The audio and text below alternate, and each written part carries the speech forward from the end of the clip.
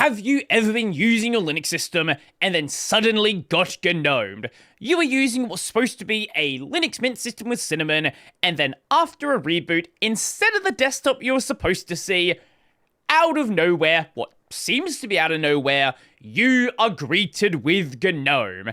Now, you might think this is impossible, but it does seem to be happening to some people. Today I learned you can get GNOMed when using Linux. A combination of installed packages can cause GNOME to spontaneously appear on your computer. There's even a whole subreddit dedicated to it.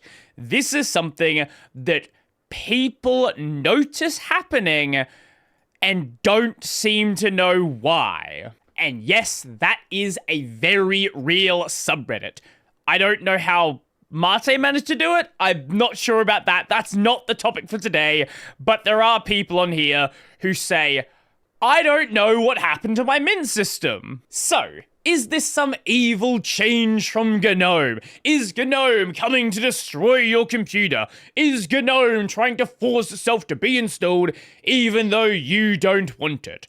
Well, let's take a look at some of the instances of this happening, because a lot of the examples you're going to see are going to be on Linux Mint. And there's a very good reason why Mint is often involved here. It's hard to say exactly what someone did every single time, but there's a pretty good reason it often happens on Mint. One, Mint pulls in packages from Ubuntu, and if you understand what I'm saying here, you're gonna understand where this is going. Secondly, this is a problem purely caused by user error. This is not GNOME doing something evil. This is users not looking at what they're installing. So Linux Mint tends to attract a lot of new people to using Linux who may not read through the commands they're running, may copy commands off the internet, may not understand the implications of the commands they're using. Here we have a regular clean Linux Mint virtual machine. I basically just installed it. Nothing else has been done on this. So what appears to be the cause here is accidentally, can I zoom in on this terminal? There we go. Accidentally installing a little package called GDM. Okay, and what happens when you install GDM? Let's look at one of the dependencies here. So right around, GDM has GNOME shell as a hard dependency. So if you were to accidentally install GDM somehow, it's going to pull that in, and if you're installing GNOME shell and GDM, it logically assumes, well, you want to boot into GNOME. But it's not that simple. When we consider that this is happening on Mint, it's actually a little bit worse than that. So it's not just installing the GNOME shell, it's also pulling in a bunch of Ubuntu stuff. So not only are you installing GDM and the GNOME shell, you're basically pulling in the entire Ubuntu session. Now, because we're on Linux Mint and Cinnamon, if we say yes to this installation, give it a second to go to its things, we are using LightDM on this system. LightDM is the default display manager. So when this is done, GDM is going to have this prompt here, and this is a totally reasonable prompt. If I was to say, use LightDM, okay? If I do that, nothing is going to change. I'm going to have the GNOME session installed. It's going to be an option in the display manager, but it's still going to default to opening up Cinnamon.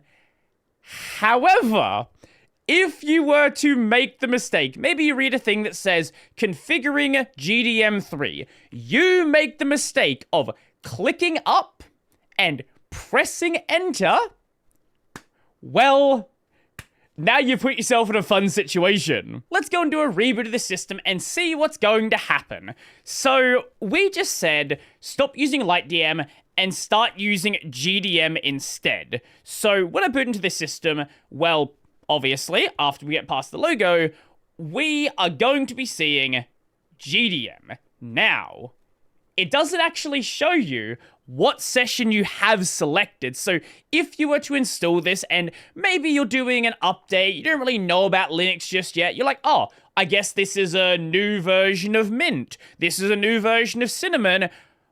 I don't know any better. But right now, if we click on the option down here, we're actually selected on the Ubuntu session, that being GNOME. If you didn't know what you were looking at here, you just thought this was a new login screen, you go and do a login, well, suddenly, you're now greeted with something that still says Mint. But this doesn't look like the Mint you were used to before. Now, you might be thinking, okay, that can happen if you somehow installed the GDM package, but, well, how would you go and do that? So, firstly, it's not actually just GDM. Installing GNOME shell and a bunch of other things that are really important dependencies in that meta package will also pull in the entire meta package. And there are things that depend on GNOME that assume you have GNOME installed.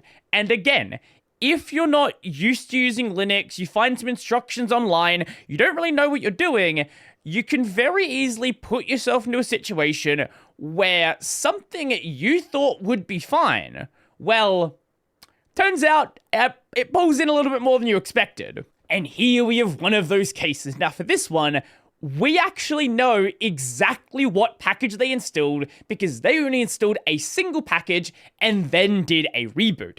That package being for ProtonVPN. You might think, oh, well, how does installing a VPN pull in the entire GNOME desktop? Well, this is partially the fault of GNOME, partially the fault of ProtonVPN doing things in an annoying way. So you probably know that GNOME doesn't have a system tray. ProtonVPN expects you to have a system tray, and on every other system uses the system tray. Because of this, they have a specific separate package for the GNOME desktop. ProtonVPN GNOME desktop. If you do a search for how to install ProtonVPN on Linux Mint, you'll probably come across this page here. We only officially support Linux on Debian, Ubuntu, and Fedora using the GNOME desktop environment. We also officially support the Arch packages maintained by Peter Jung. Reports indicate that our Linux GUI app and Linux CLI work on Linux Mint, including running the Cinnamon desktop environment, but support for Mint may be limited. If you'd like to try ProtonVPN out on Mint, follow the instructions for how to install ProtonVPN on Ubuntu. And for a lot of people, this is where they stop reading. They go over to this page, they follow the instructions over here, and then they get gnomed, because they didn't read the last bit here. However, if installing the GUI app, please skip the Linux system tray icon optional step, as the GNOME shell extension app indicator package will install the entire GNOME desktop as a dependency. If you didn't skip that step, you installed this package, this is an important package, and it pulls in everything else, and there you go. This is not the only case. This is just a very popular way for the problem to happen. But because of this and various other applications you might want to install, it's also not limited to just Linux Mint, and this can happen on things like CachyOS, which is Arch-based. If you install GDM, you install GNOME shell, you install something that pulls in all of these things, well, you're gonna end up running GNOME, whether you like it or not, because you didn't read what you're installing. And it makes perfect sense why this is happening. This is a safe assumption for the packages to make. You installed GDM, you installed the GNOME shell, you installed the entire Ubuntu session. You made GDM the default. Logically, you would assume this is a person that wants to use GNOME. Now, you don't want to use GNOME, and that's why we have this problem. But in the majority of cases that someone is doing this is the intended thing they're trying to do. Now, I've talked about this in a separate video, but you might be wondering, why, when you install GDM, does it pull in the GNOME shell and everything else? shouldn't I be able to use a display manager without having an entire Linux desktop attached to it? That's what I can do with SDDM, with LightDM, with LY, with basically every other display manager that exists out there. Now, the difference with those display managers is GDM is specifically built for GNOME. It is a display manager that is tightly integrated with the GNOME shell and actually relies on the GNOME shell to function. It's not its own compositor that can be launched by itself. When you're actually launching GDM, it's being powered by the GNOME shell. And this is the reason why GDM feels so integrated with GNOME. It is a part of GNOME. This is why it always matches your light or dark mode. It has a lot of GNOME functionality built into it. You can control your GNOME settings directly, obviously things that make sense when you're not logged in, directly from the display manager, because it's interacting with that stuff directly in your GNOME environment. Other desktop agnostic options like LightDM and SDDM are great options, but you're never going to have that level of integration with an agnostic project, and when you start having that level of integration, it stops being a desktop agnostic project. You can start adding that functionality into SDDM, but now you're turning it into the Plasma login manager, and that's exactly what the Plasma team have done. They forked off of SDDM so they could add that integration into it and have that same level of control that you have with GDM. So the TLDR of all of this is don't just blindly install packages without looking at the dependencies, or you're going to wind up with things you don't expect on your Linux system. GNOME's just one of them. Tons of other things you'll just randomly run into if you don't look at what you're installing. Whilst getting gnomed is certainly a funny little issue to occur, you could cause a much more serious problem. For instance, when LTT Linus uninstalled his entire Linux desktop on Pop! OS due to a badly packaged Steam update. That's much worse. Read what you're installing. So let me know, has this ever happened to you? And what was the cause of it?